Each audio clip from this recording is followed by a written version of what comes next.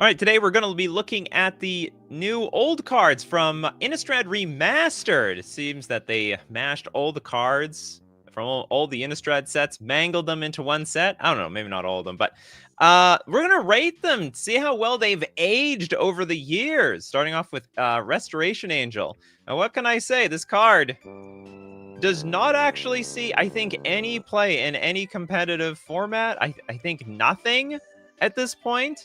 It's a plenty good value card if you're just playing casually, but holy crap, this used to be, it used to be a bomb. Your opponent has 4 mana up. Do they have a counterspell? Or do they have Restoration Angel? It was so hard to attack into people, and you try to kill their creature. They just go blink and get more value out of it. So Restoration Angel, unfortunately, I don't think aged very well. Just shows that, it's just, you know, it's just a thing of the times, frankly.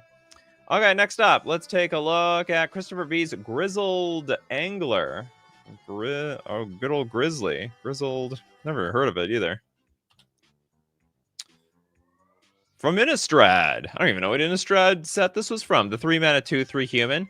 Tap, mill 2 cards, and if there is a colorless creature card in your graveyard, transform this creature into the Grizzly Anglerfish. It's a 4/5 Eldrazi fish. Pay 6. Creatures your opponents control attack this turn if able. This is awful. I didn't even know what this card was called. That's how bad it was. The problem is the front side's not very good, and the back side is just incredibly mana intensive either. David Sampson, this set is kind of mid. Looks, David, you know, we got new arts and stuff, all right? New arts. They probably should have, I'll tell you what they probably should have done. They probably should have got this set out before the Modern Horizon sets. Sort of pales in comparison, you know what I mean? Benjamin Berkeley with Avacyn, Angel of Hope. Now, this card, honestly, never was particularly good competitively. It's 8 mana, which makes it impossible to get in play. And if you want to cheat it in play, it doesn't even win the game on the spot. Flying Vigilance, indestructible. Other perms you control have indestructible. Yeah, that's fine and everything, but, you know, your opponents can go wide and kill you or combo off.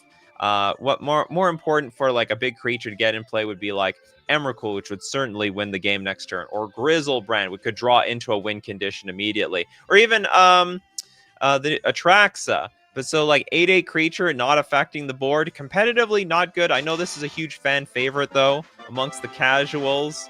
You love your permanents indestructible. You at least feel, if you don't win the game, at least they didn't blow up your lands or your enchantments or your creatures or anything else like that. Next, let's go with, is that in the set? Emrakul, the Promised End. Do we have a new Emrakul art? Emrakul, the Promised, oh yeah, it is in here. Actually, was this in it? Was this last card in Innistrad Remastered? Oh, it was. Oh, I didn't get the art. Okay, Emrakul, the Promised End. And Emrakul keeps her promise. This is a 13/13. I don't know if that's supposed to be a lucky or unlucky thing. It's an Eldrazi. Okay, this spell costs 1 less to cast for each card type among cards in your graveyard. When you cast this spell, you gain control of target opponent during that player's next turn. After that turn, that player takes an extra turn, flying, trample, protection from instants. Card actually sees tons of play. Tons is maybe a bit of an exaggeration, but for any of the big mana decks out there, they do like playing with Emrakul, because generally speaking, when it enters the battlefield, you can screw with your opponent's turn so much that it puts them in a position where they can't even come back. And you're gonna attack right into that Emrakul, use your hand to, like, blow up your own board. So actually, this card is it's not that expensive either, because remember, it costs 1 less to cast for each card type among cards in your graveyard, so you get a little bit of a discount. And between, what's the most you can discount Emrakul? I think 7 land for each card type. Land, creature, enchantment, artifact, instant, sorcery, planeswalker, kindred. 8? Battle? 9? I don't know all of them. If anyone knows all of them, you let us all know in the comments section below. It could cost 4 mana. Not very easy to get into the graveyard, though. All right, so this one works out. Still sees play today. Next up, Let's go with Damon. Gazella, the Broken Blade. 4 mana for a 4/3 Angel Horror, flying, first strike, lifelink, and at the beginning of your end step, if you both own and control a Gazella and a creature named Bruna, the Fading Light, exile them and then meld them into Brazella, Voice of Nightmares. You get to see the other side. Was this ever... Wow! Why is this so expensive? Doesn't see it. Wow, the angel players, they're just keeping it in check, I guess. It's one of the best angels out there. 4 mana for a 4/3 flying, first strike, lifelink. It's not bad. Do people really... Are you rating Innistrad? No, we're rating Innistrad Remastered. Remastered. It's gotta be a reprinted card in this new set. If it's not a reprinted card, I'm gonna disqualify the crap out of you. So anyway, Gazella is back. I guess through popular demand, even though I didn't know that demand was even there. It's like, it's okay. I guess the idea of like making this gigantic Brazella, Voice of Nightmares, I guess it's a big high. It's like, yes, I've done it. I've assembled my Megazord. That's what they're called in Power Rangers, I think. The Megazords. The Zords. No, yeah, it was the smaller ones were the Zords, and then they combined into the Megazord. Yeah, in 2025. Look, we're rating them today. Today's 2020. It's the year is 2025. Last time I checked, as far as I'm concerned. Okay, we got our first super chat of the day. Paces fan forever. Edgar Markov. You all know what I think about it. Danger in EDH. Oh, it definitely danger in EDH. That's for sure. I want this one. I hate this card. Do you want to make my blood boil even a little bit more? R&D themselves admitted that Eminence was a mistake. No, God, please. They admitted it. That was a stupid mechanic. How could you not think that this was a bad idea? Anyway, okay, whenever you cast another vampire spell, if Edgar Markov is in the command zone or on the battlefield, you get a 1/1 black vampire creature. Haste first strike, it attacks, it gets gives +1/+1 counters to all your other vampires. Sorry, no, on each vampire, including itself. So it gets bigger. Yeah, put away that Eminence trash. Anyway, the card is very good in Commander, though, that's for sure. Very, very good in Commander. And it's back. Okay, Snapcaster Mage from Just a Random Mage. Snapcaster Mage. Funny enough, still sees some... Where's the... Oh, did they not reprint this? It's not reprinted. Oh, no, it is reprinted. I just couldn't see it on the thing. Okay, whatever. We have Snapcaster Mage. Flash, 2/1 creature, enters the battlefield. You can flash back your instants and sorceries. Card still sees a sliver of play. One of the biggest problems with Snapcaster Mage these days is that the elementals are just better cards. You know, like cards like Solitude, Fury, Grief, Endurance, Subtlety. So all those cards see a lot of play. Maybe a little less. Some of them got banned. But with them getting banned, by the way, the value of instants and sorceries are starting to improve. That means Snapcaster Mage is a little bit more back on the menu. Still not beautiful because of the 1 toughness. It's hard to be one. It's hard to have 1 toughness these days. It's just brutal. Okay, next up, let's go with Hexnort's Delver of Secrets. I am surprised. This card is still holding its own in 2025. Delver of Secrets, the 1 mana 1/1. At the beginning of your upkeep, look at the top card of your library. If it's an instant or sorcery card, you got a 3/2 flyer. That's it. That's it. It still sees play in Delver in Legacy for reasons I don't understand. No, I mean, a little bit. Whenever there's a better 1-drop, they kick out the Delver of Secrets. They boot it out. Get out of my deck, Delver. You're just a vanilla, basically a vanilla 3/2 for 1. That's not going to cut it around here.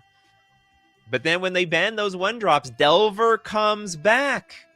Delver, I can't believe it. 1 mana 3/2 on turn 2. Still strong in Magic the Gathering. Crew, it's F&M drafting. Oh, good luck. Have fun drafting. That's what F&M is all about. Yoinker, the Meat Hook Massacre. It's actually amazing how good this card is. I mean, the card is an absolute banger. Black X, legendary enchantment. When Meat Hook Massacre enters the battlefield, each creature gets -X until end of turn. So they shrink everything. It's so versatile. But even if you don't want to use the card to shrink the board, whenever a creature you control dies, each opponent loses 1 life and it gets value. And whenever a creature an opponent controls dies, you gain life. So even if you don't want to blow up the board, and you clearly can build around this card, you play with big chunky creatures and wipe out your opponent's smaller ones, you're going to get value no matter what. So I'm actually really impressed with how well they designed the Meat Hook Massacre. Nightmare Incarnation with Liliana of the Veil. Oh my god, I saw this card. Look at this. Look, where is it? Look what they did to it. Look what they did to her. They made a Planeswalker in the old frame. Look at the loyalty. It's just a 3 at the bottom. There's no symbol, nothing. No symbols here. I guess I can understand this. +1. I guess that makes still some sense. Each player discards a card. -2. Target player sacrifices a creature of their choice. -6. Separate all permanents target player controls into 2 piles. That player sacrifices all permanents in the pile of their choice. Card is not. It used to be a danger. All right. There was a time Liliana the Veil was just one of the best. Was the best play. It was on par with Jace the Mind Sculptor. And guess what? Or maybe I'm not on par. Very close to being on par with Jace the Mind Sculptor. These days, way weaker. Not even close. But still sees some place. Look, still sees a smidge of play in Pioneer. Also is probably maybe one day playable in Standard. I believe you can play this card in Standard, right? Is it part of... We're actually... what was the last set that it was printed in? What was this? Oh, yeah, Dominaria United. So it is Standard playable. Lily is very oppressive in Cube. Well, you can build... So your Cube can be built in a way where, like, one-for-one resources can be good. The problem is that Magic's just not about one-for-one resources anymore, at least when you get to, like, Pioneer, Modern, and Legacy. These days, or maybe not, Legacy, actually, I should take that back. Legacy can still be a one-for-one resource game. But there's a wide range of games these days where decks snowball out of control. Like, once you start losing the thread, I mean, it just cascades to a point where, okay, your opponent has like 3 stuff on the board, and now to come back, you need to play a card that's worth like 4 cards. Your opponent needs to come back with 5 cards, and so on. So Liliana the Veil, not to mention like the +1 can just screw you. More people use the graveyard than ever before. Total Ducks asks, am I the only one who thinks it'd be hilarious if they gave Liliana ancient scripture card text to go with the old card frame? Oh, they'll do that one day with, like, what's it called? They'll do that one day with, like, a secret lair. Because they've already done that already with a few other cards. All right. Faces Fan Forever with Spell Queller. On the cusp of still playability. 3 mana for a 2/3 Flash Flying Spirit. When it enters the battlefield, exile target spell with mana value 4 or less, including cards that are uncountable, like Supreme Verdict. And when this creature leaves the battlefield, the exiled card's owner may cast that card without paying its mana cost. Still sees play in Blue-White Spirits, in Pioneer. Overall, pretty useful card. But the removal in formats where the removal is just way too good, way too efficient, it's just, unfortunately, just a 3 mana card that usually dies very quickly. So doesn't see a whole lot of play in Modern or Legacy beyond that. David Sampson, Craterhoof Behemoth. Behemoth. Pretty good card. Still win condition on the spot for a lot of decks. 8 mana, 5/5. Usually you're just cheating in and play. Haste. Everything gets big. Goes home. Get big. Everybody gets a mushroom. What do they call them in Mario? They're not called magic mushrooms. Just went growing. I was like, in my head, I'm like, 1-up mushroom. No, that's a completely different mushroom. I can't remember if they gave like a regular mushroom a very specific name in Mario. Super Mario! Oh yeah, they should. Someone's got to replace Critterhoof Behemoth with a Mario picture. That'd be great. That'd be perfect. So yeah, great card. All formats that it can play it. Super Mushrooms? I don't think that's it.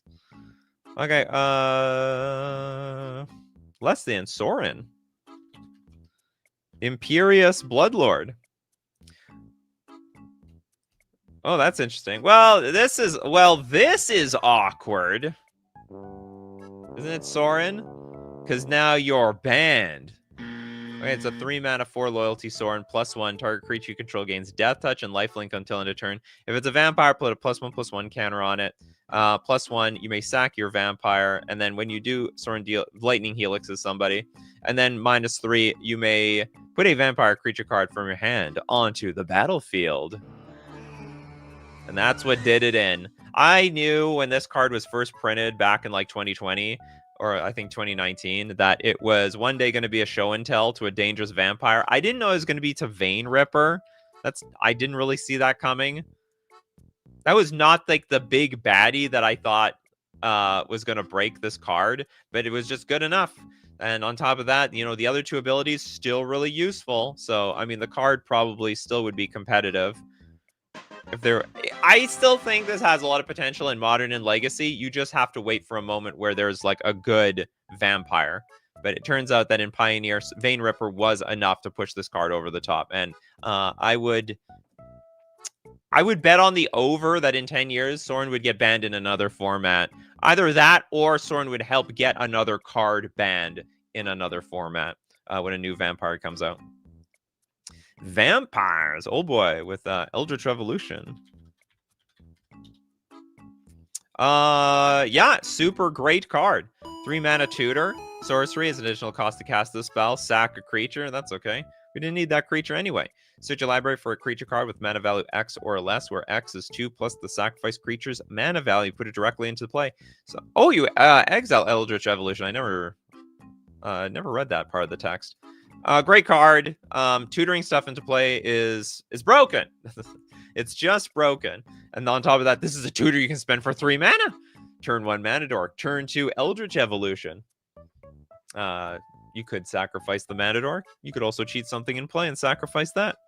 So that card has definitely aged very well. Oh, I think we're doing it. Oh, Steve Gerber, you have another card. You unfortunately got sniped. Do you have another card out there, Steve Cooper? They did ancient scripture text for Karn the Great Creator. They definitely did that. Well, okay, I'll keep an eye out for you, Steve Cooper. Otherwise, we are going to donate to Yoinker. Thanks so much, Yoinker. Grizzlebrand. Grizzlebrand, when it was first released, people are like, isn't this Necropotence? And they're like, you're right. It's broken. It's still broken. For 8 mana for the 7/7 flying lifelink. Pay 7 life, draw 7 cards. Are they out of their damn minds? Banned in Commander and Oathbreaker, just on the cusp. I mean, some people thought that this should be banned in Legacy. I remember the commentary pretty shortly after it was out. It's like, Necropotence is banned, so why is Grizzlebrand legal? But, you know, Grizzlebrand, it whiffed. It did whiff sometimes. Sometimes you like pay 7 life, draw 7 cards. Pay 7 life, draw 7 cards. Pay 7 life, draw another 7 cards, and you're like, oh, I guess I die. So it is usually you win. Usually you win, but it wasn't guaranteed. There was a fail rate.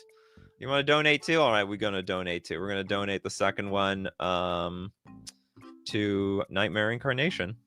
Crawl from the Cellar. So anyway, Grizzlebrand has still aged pretty well, all things considered. I mean, the power level was off the charts anyway. Crawl from the Cellar, a black sorcery. Return target creature card from your graveyard to your hand. Put a +1/+1 counter on up to 1 target zombie you control. Flashback for 4 mana. This card's awful. It's like a, you know what? Honestly, I don't even have a lot of respect for Unearth, and this is just like a bad version of Unearth. This is like a limited card advantage card. Pretty poor. Was Bedlam Reveler from Innistrad? Well, I guess so. Okay, red, 6 generic for a 3/4 Devil Horror. Spell costs 1 less to cast for each instant and sorcery card in your graveyard. It's got prowess. When this creature enters, discard your hand, then draw 3 cards. I can't remember. Does Pioneer play this card at all? I will say, okay, this card is good, but I think it's grossly fallen out of favor because if you have enough cards in your graveyard, the spell costs 1 less to cast for each instant and sorcery card in your graveyard. Generally, you're playing other cards that can utilize that sort of effect. But the card is still good. I think the card is still good. It's a pretty chunky 3/4 creature for 2 mana that can get bigger. And you know what? It's like basically Ancestral Recall. You're drawing a whole 3 new cards.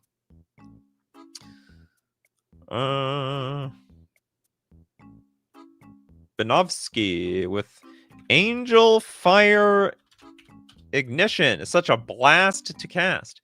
The white-red 1 generic sorcery. Put 2 +1/+1 counters on target creature. It gains Vigilance, Trample, Lifelink, Indestructible. Oh, and it gets haste. That sounds hard to do, though. Because if you cast the creature, like, you better have a lot of mana, and at least it at least has flashback. That being said, this card can't be good. It's like, look what they got to do to cards like this to make them playable. They got to throw. Look at all this stuff. You get your counters. You get Vigilance. You get the Trample. You get Lifelink. You get Indestructible and haste. And still, it can fail to one thing: your creature dying in response. All of that undermined. I don't know how to make cards like this good.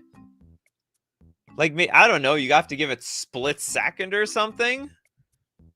I guess. Make it 4 mana and Split Second, and then that's when they get good, I suppose. Cameron Cole with Metallic Man. Oh, I'm sorry. I literally have super chats in the... No, I have 1 super chat. Okay, I'll get to you, super chatters. Sorry about that. Metallic Mimic. Unfortunately, terrible card. Very, very bad. 2 mana for a 2/1. As a creature enters the battlefield, choose a creature type. I choose Merfolk. And then the creature is the chosen type in addition to its other types. And in each other creature you control with the chosen type enters the battlefield with an additional +1/+1 counter on it. It saw some niche play in some counters matters decks. But for the most part, like, it just doesn't get any value the turn that it comes into play. And because of that, there's just other better things that you can do. So like the turn that you play this, you're trying to make your future turn stronger. Not that much stronger, but stronger. But the turn that it comes into play is quite underwhelming. So Metallic Mimic wasn't that big when it came out. It's more of a fan favorite than anything. It's a feel-good card. It makes you feel like your board is bigger than it is. Okay, Pacers fan forever. Thanks so much for the super chat. Archangel Avacyn. Archangel.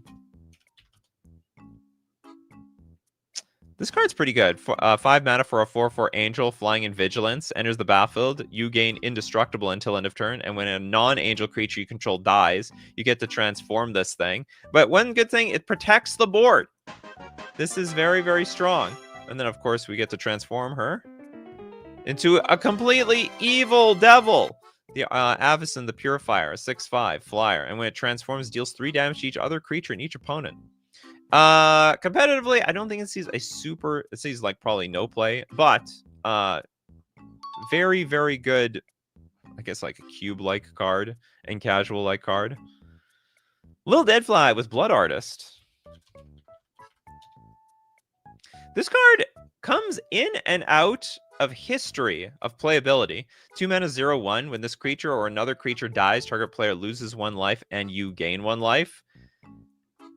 It usually needs to be part of some sort of deck that can function best with Blood Artist. You have a lot of sack outlets. You can spew a bunch of creatures on the battlefield. You don't mind the creatures dying because either you got a lot of value out of it or it comes back anyway. So Blood Artist comes in and out of playability. Still pretty popular card. Not going to say anything bad about Blood Artist. Sees a little bit less play these days because of the rampant hate versus the 1 toughness creatures. And of course, Blood Artist has one toughness. Sorry about that, Blood Artist. You need to grow a bigger butt. Big butt. Dinglebag. Somber Walled Sage. Terrible card. 3 mana, 0/1. Tap, add 3 mana of any color. Spend this mana only to cast creature spells. This is the ultimate. You know, well, I'm not gonna. Maybe I shouldn't say this is terrible. I think this probably has more playability in Commander. Definitely does not see any play like in regular competitive Magic, but the 3 mana does matter a lot in Commander, and not everyone will have spot removal for it. So if you go turn 2 Somberwald Sage, it's like a Black Lotus waiting to go off next turn, but but you can only play it on, you can only use it for creature spells. Roy's like, I just got here, broken. You think Somberwald Sage is broken? Every turn, Black Lotus for creatures. You know, I hear you. I don't believe you, but I hear you. Pacers fan forever. Thank you so much for the super chat. Hermit Druid.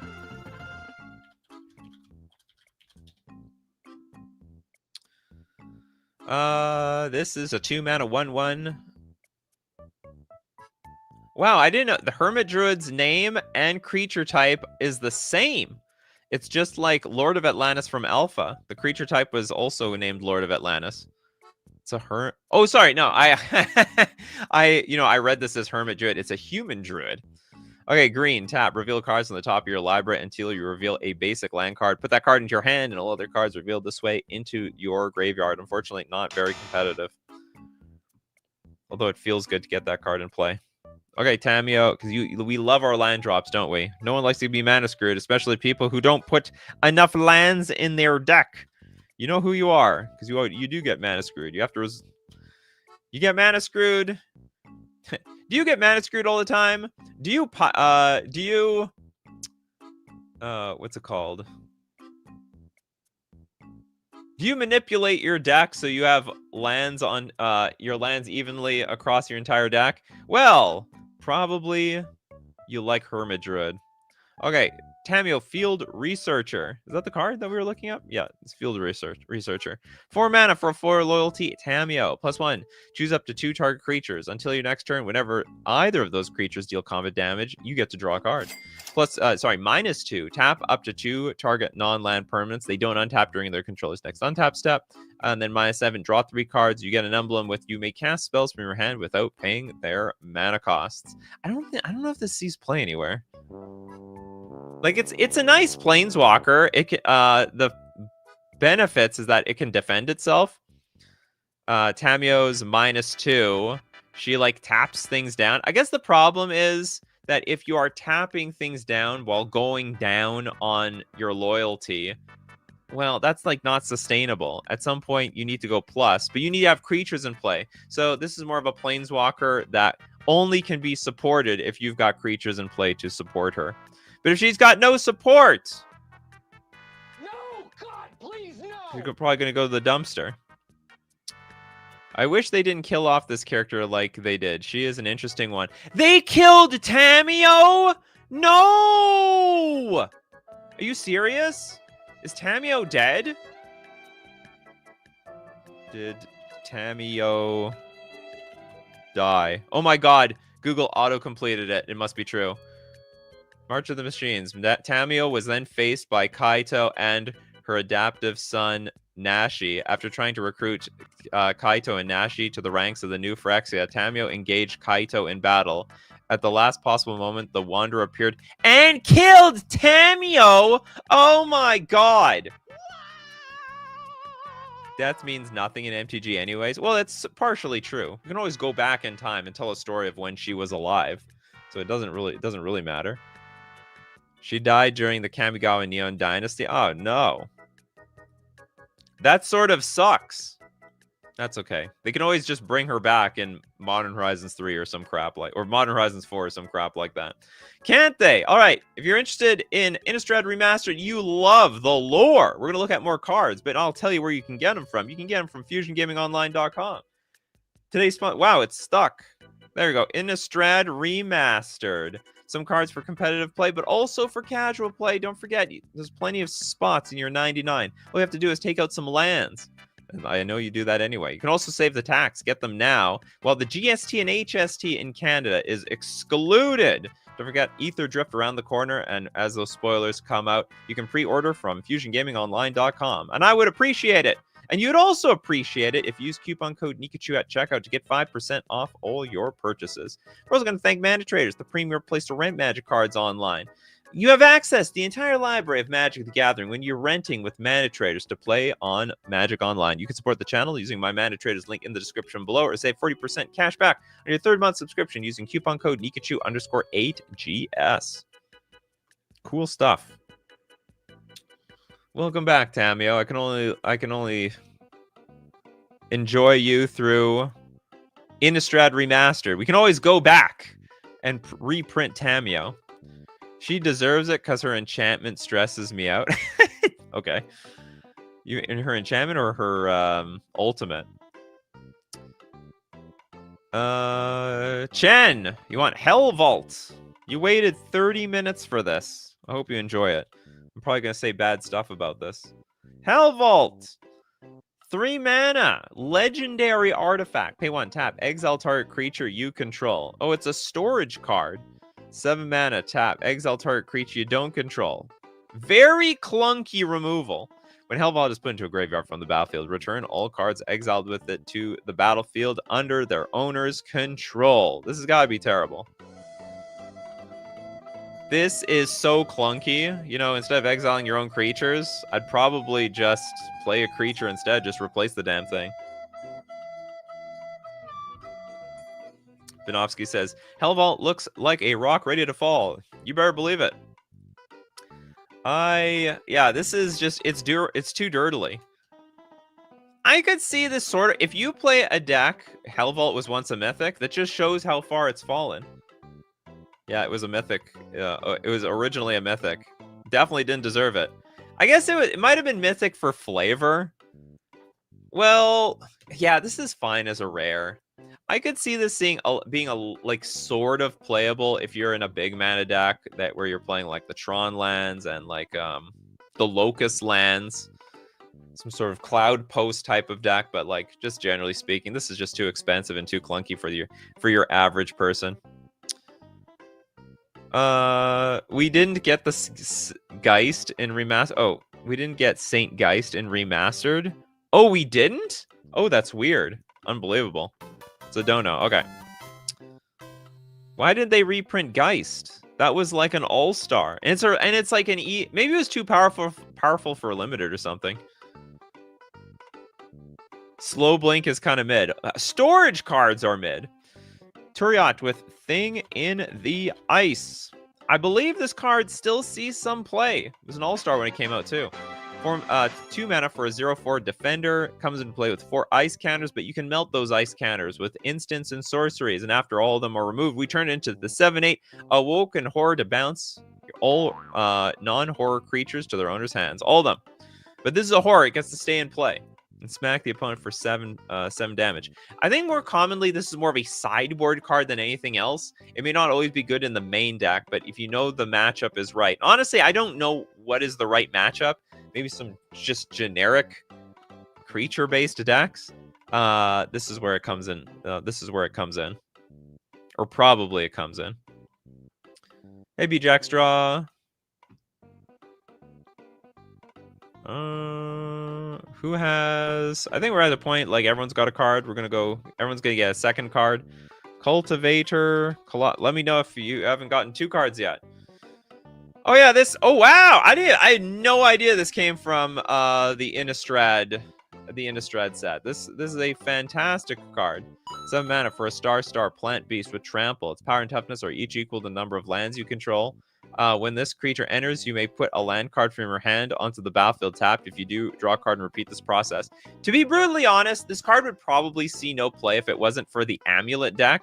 So there is a deck in Modern called Amulet. Now it just plays like half the deck is lands and it's all about ramping. And this is just a really good payoff card because you play it and then you just churn through a huge chunk of your deck because you can put lands from your hand onto the battlefield, but then you draw a card, and a lot of them are going to be lands which you put on the battlefield, so you can get like a ton of value. Not to mention, it's going to be an enormous creature that the opponent has to deal with anyway. B-Jack Straw, yeah, of course. And you're here pretty often anyway. Okay, Pace of Fan Forever. For your information, Hermit Druid is banned. The actual Hermit Druid is banned in Legacy and Through the Breach. Hold on. Hermit Druid. I have to get back. Reveal cards on the top of your library until you reveal a basic land card. Put that card into your hand and all other cards revealed this way into your graveyard. I stand corrected. How is... Okay, I forget why this card was banned in Legacy. Reveal cards on the top of your library until you... I think it was supposed to be that there are no base... Oh. There are no basic lands? Reveal cards on the top of your library until you reveal a basic land card. Put that card into your hand and all other cards revealed this way into your graveyard. You know, my problem with Hermit Druid is I've actually... was it the modal cards? I think this card was banned way before that. Way before modal face cards. It might just be a function of the fact that there's just... in Legacy, at least at the time, and even still now, there's a lot of... you had tons of non-basic lands. You have fetch lands, the dual lands. So you can make a perfectly good mana base without basics in your deck whatsoever. So you just dump your entire deck into the graveyard. Yeah, I look at Hermit Druid and I'm like, I've never played against this thing before. I guess it's just hard. And like, I don't hear anything through Commander because it's just a lot harder to build an entire deck with no basic lands. Maybe that's not true either. Maybe there's just no combo deck based around this yet. It's just hard. Dump your deck. Narcomoeba. Lab Man. Well, in that case, they should just ban... What's it called? See, there's other cards like this that are perfectly legal in Legacy. There are other cards very similar in nature. So when I look at this, I'm like, this isn't a whole lot different. You know, what's it called? Balustrade Spy. Like, you tell me the difference between Balustrade Spy and Hermit Druid. At the very least, Hermit Druid, you have the entire opportunity to kill this thing. Balustrade Spy, you have no opportunity. It enters the battlefield, you're dead, more or less. So actually, this card looks way easier to play around. Yeah, they use Dread Return. So like, when I look at this ability, like, this is not, like, let's say there were no basic lands. It's no different from this damn thing. Makes me wonder if it's worth being on the ban list now. It's about mana cost. 1 mana is the difference between Arkham's Astrolabe and Prophetic Prism. Yeah, but like, okay, look at this.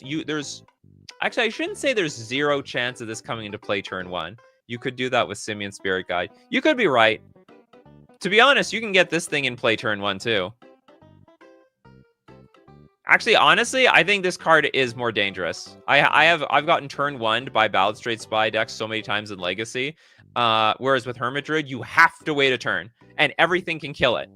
Every removal spell kills Hermit Druid. Anyway, it's probably something they don't want to touch. Maybe they still want to maybe attack Balustrade Spy. But anyway, thank you for letting me know. That's good. That was some good discussion there.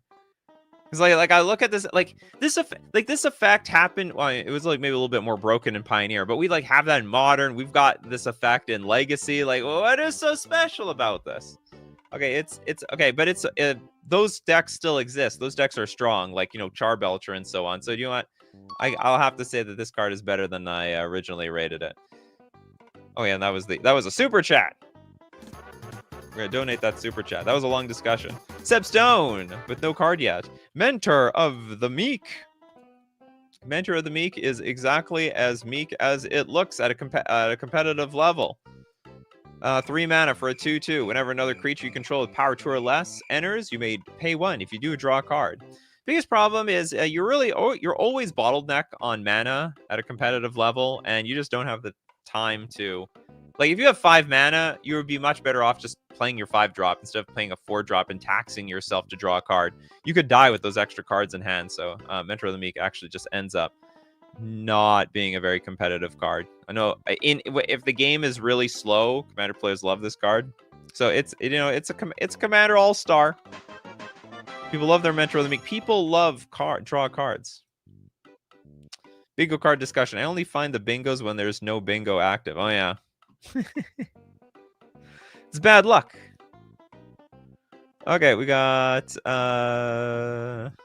don't forget Through the Breach. Oh, you had Through the Breach. You're right.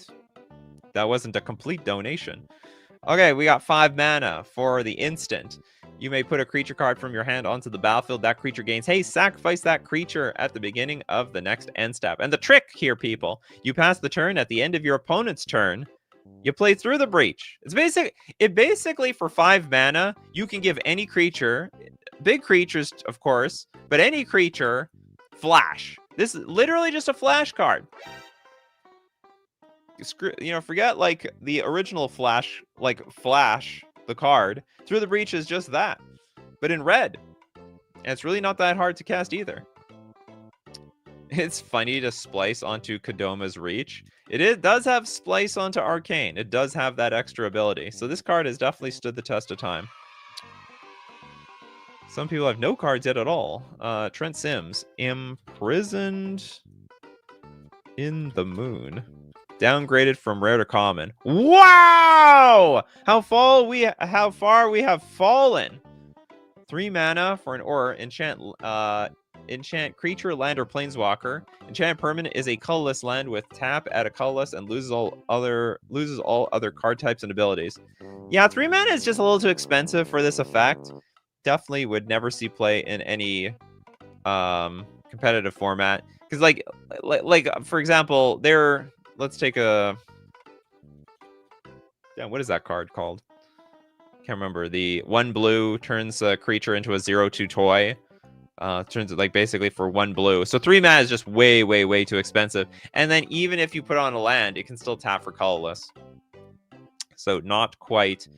The card is like it's super mid, super mid. That is a draft all-star. You draft that card. Old boy with Cryptolith Right. Cryptolith Right. This card actually has combo potential. The green 1 generic enchantment. Creatures of control have tap, add 1 mana of any color. So I think I think it needs to be in the right deck, but I think it's a good card. The chant was incomprehensible, but its power was unmistakable, turning any random creatures on the battlefield into mana sources. It's good. It's competing now, though. You've got that new there's that new enchantment creature. Enduring. What's it called? Enduring something. You can always use more cards. They're Enduring Vitality. So it's basically the same as this, but this is a creature. And it's not that much more expensive. It's literally what is 3 mana? So I mean, I guess if you need extra copies, you can get the Cryptolith Right. And it basically turns it into it. Wow, that really sucks with the Cryptolith Right. It used to be that was exactly its thing, and now its thing has been stolen. Yeah, we did Emrakul the Promised Land. Sorry about that, Stefano. 2 mana still a bargain. You got that right. 2 mana. Can't go wrong for 2 mana Tuesdays. Hexenort with Chalice of Life. 3 mana for an artifact. Tap, you gain 1 life. Then if you have have at least 10 life or more than your starting life total, transform the artifact into Chalice of Death. Tap, target player loses 5 life. This is just, it's too janky. 3 mana, gain 1 life. You're probably going to lose 5 life just casting this card, unfortunately. Dennis with Mirror Mad Phantom. Mirror Mad Phantom is a 5 mana 5/1 spirit with flying. And then for 2 mana, Mirror Mad Phantom's owner shuffles it into their library. If the player does, they can reveal cards on the top of that library until a card named Mirror Mad Phantom is revealed. The player puts that card onto the battlefield and all their cards revealed this way into their graveyard. Way too jank. It's just jank all over this, like all over the place. Very funny for a mythic. Oh no, this card wasn't actually reprinted. Disqualified. It's gotta be Innistrad Remastered cards. Did they remaster this card? I don't see it. I don't see any other printings for the Mirror Mad Phantasm. Nightmare Incarnation. Triskaidphobia. That got reprinted. We see that symbol. That's a symbol of remastered. 4 mana enchantment. At the beginning of your upkeep, choose one. Each player with exactly 13 life loses the game. And then each player gains 1 life. Or each player with exactly 13 life loses the game. Then each player loses 1 life. We go up or down. Slowly reaching the 13. Yeah, 13 life. Be afraid. Jank. Super jank. We did Brazil at Voice of Nightmares. I'm glad they reprinted Avacyn. Yeah, they printed some money bangers, right? They printed some of the money cards. They got to do that. Martin with the Moon Mist. The Mist from the Moon. Is this from Innistrad Remasters? Nope. Not from Innistrad Remastered. They didn't reprint this thing. Sorry about that. I honestly have no idea what they reprinted, to be honest. We did Snapcaster Mage. Chen with the Temporal... Wow, they reprinted Temporal Mastery. Always thought this card was cool. It's literally Time Walk. But, I mean, it's 7 mana, but if it's on top of your deck, then you can Miracle it. Well, anyway, Temporal Mastery. It was always like a supremely mid card. Having it in your hand sucked. Miracling it was basically usually acted like Explore. Telling you people, Time Walk is overrated. Supremely overrated. I'm starting to think, can we play is Temporal Mastery like more playable now that we have things like Subtlety, Force of Negation, like just cards to pitch random blue cards? You did Gazella, not Brizella. All right, okay. Anyway, Temporal Mastery, not very competitive. Love the card though. I've played with this card a few times. It's pretty fun. And besides, it's Time Walk at home. Okay, so we were looking at Brizella now. Oh, that we're looking at the whole half? Is that where we're looking at? Eldrazi Angel. Flying First Strike, Vigilance, Lifelink. Your opponent can't cast spells with mana value 3 or less. This requires combining it with 2 other cards. I mean, yeah. I mean, if you can get onto the battlefield, sure. You know, it's great. Good luck with that, though. Trent Sims. They didn't reprint Cavern of Souls. We really need more copies of that card, and it's from this plane. What's the price of Cavern of Souls now? Cavern of Souls, just generally speaking. It's $35. It's better than nothing, I guess. John. But who asked for Brazil? We got to give some credit to them. B Jackstraw. Okay, John, with no card yet. Did they reprint Rooftop Storm? So now we're in a spot. Okay, we're going to look at Rooftop Storm. We're now in the mode of looking to see if they did reprint it. They reprinted it! They did it! For all the zombie players out there. 6 mana for an enchantment. You can pay nothing rather than pay the mana cost for zombie creature spells you cast. Get those zombies to wake up. Start dancing. They cost no mana.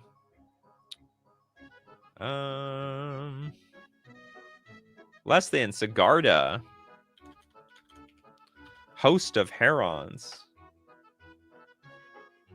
This card is absolutely phenomenal. It is a fantastic card.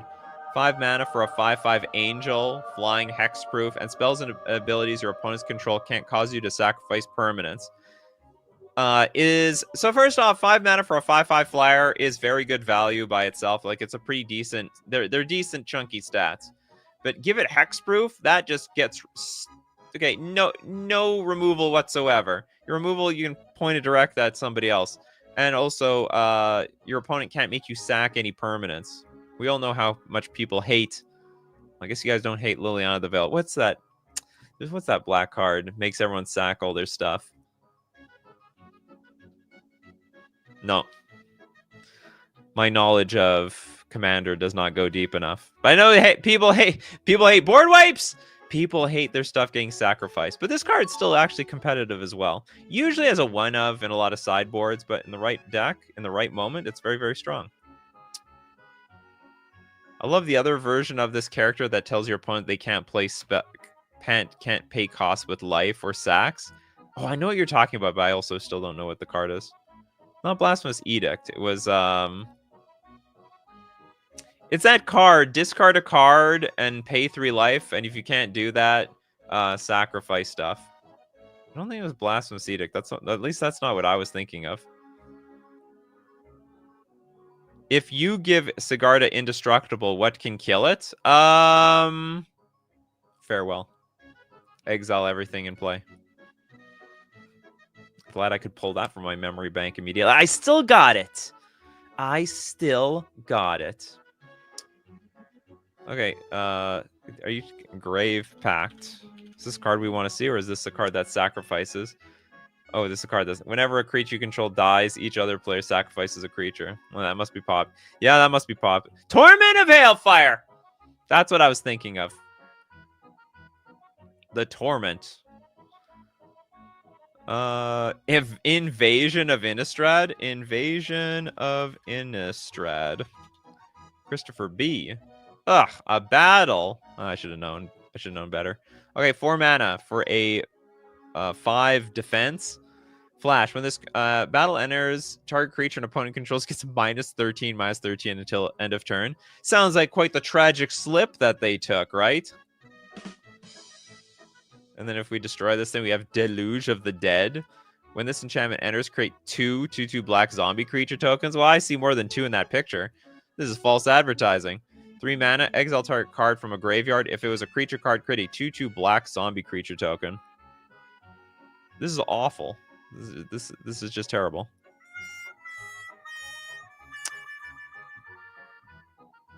The only battle in the whole set. What a waste. First reprint of a battle. Yeah, it's going to go from $1 to 50 cents. We got Hakar the Mage. Have we done Cathar's Crusade? Nope. This is 5 mana for an enchantment. Whenever a creature you control enters, put a +1/+1 counter on each creature you control. Sees absolutely no play competitively. I'm sure this is a popular... You know what? Commander players, they love these cards. So if you're... This set, there's no better way to say that this is most marketed to Commander players than cards like Cathar's Crusade. You need to keep making your creatures bigger. I suppose this is a token generator's dream, too. So when the token enters the battlefield, or multiple tokens enter the battlefield, you put a +1/+1 counter on each creature you control. So they buff themselves. 3 creatures in play, +3/+3 for everyone. -13 kills Emrakul, and it's not an instant. Oh! Let's get back to that front card. I didn't realize that. Huh. That's a good catch. It's a good catch, old boy. The Invasion of Innistrad. But isn't Emrakul doing the invading? Or is this the defending? I don't get it. On whose side is the Invasion of Innistrad representing? I would assume it's the invading side. So why is it capable of killing an Emrakul? John Hayes, Intangible Virtue.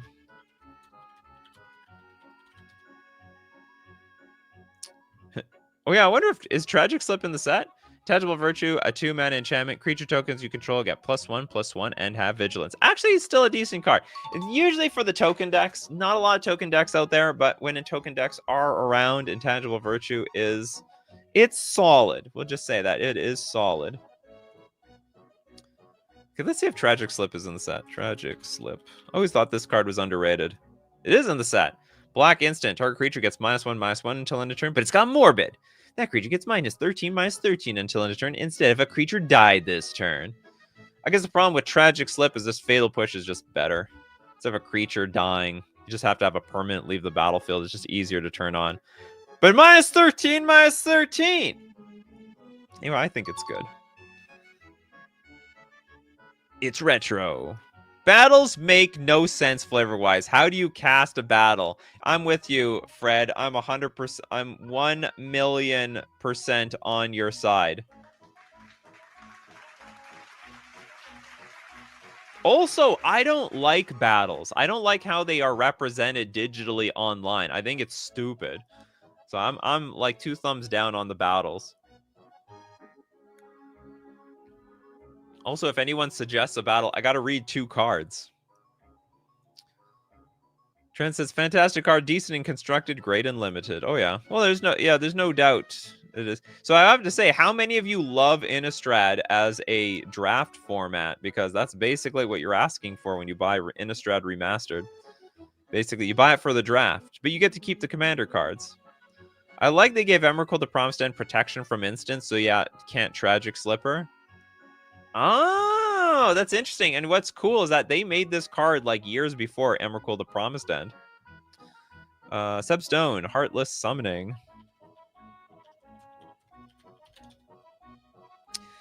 They did reprint this. 2 mana for an enchantment. Creature spells you cast cost 2 less to cast. Creatures you control get -1/-1. Funny enough, people have tried playing with this card competitively, and it just never worked. Just didn't get there. It's this type of card. It sort of has a lot of potential. I guess the problem is that the creatures you're putting in play are just not impactful enough, even though they cost 2 less. It's basically like a crappy medallion.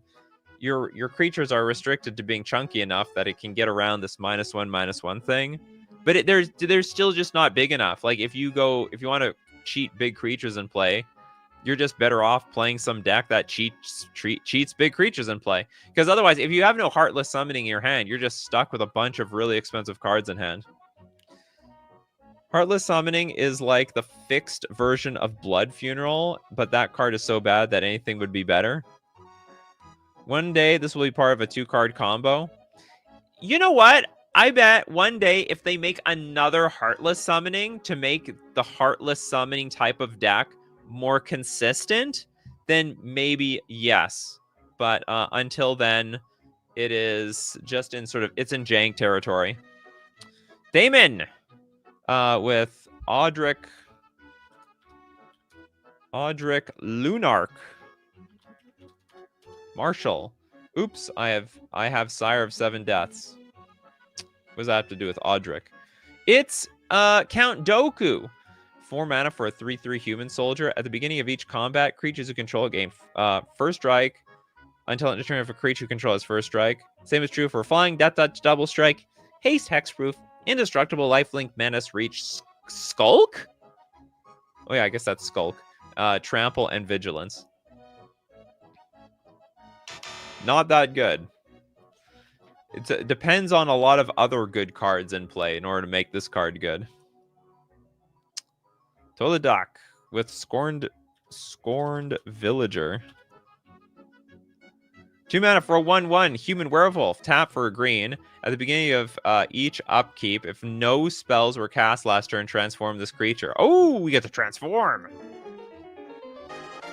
into a 2/2 with vigilance, and also it adds double the mana. Oh, how fancy! This can't be good. This is terrible. I mean, okay, maybe terrible is a strong word. It's terrible competitively, and in Commander, it's like on par with basically like any other mana rock because it's 2 mana for a 1/1 with some upside.